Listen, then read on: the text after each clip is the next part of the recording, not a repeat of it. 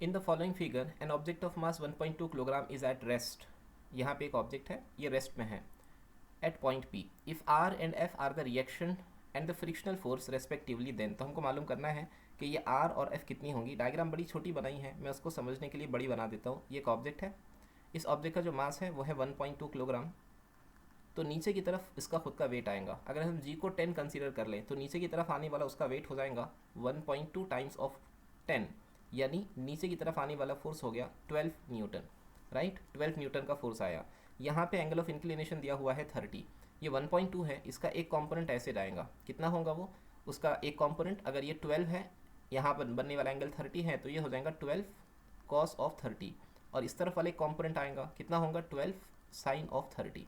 अब ध्यान देना, जितना फोर्स ऑब्जेक्ट ने सरफेस को दिया, सरफेस से उतना ही फोर्स वापस आएगा अपवर्ड डायरेक्शन में, जिसको यहाँ आर से रिप्रेजेंट किया गया।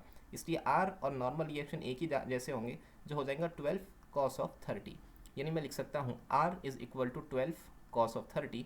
और कॉस 30 की वैल्यू कितनी होती है, कॉस 30 की वैल्यू होती है √3/2, यानी आर का वैल्यू आना चाहिए 6√3।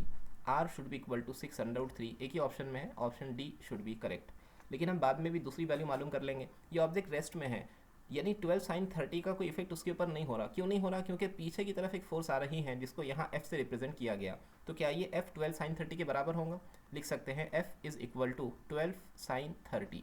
12 sine 30, 12 as it is. Sine 30 का वैल्यू कितना है, साइन 30 का वैल्यू 1/2, यानी आंसर आना चाहिए 6 न्यूटन। तो एफ का वैल्यू 6 और आर का वैल्यू 6√3, ऑप्शन डी करेक्ट।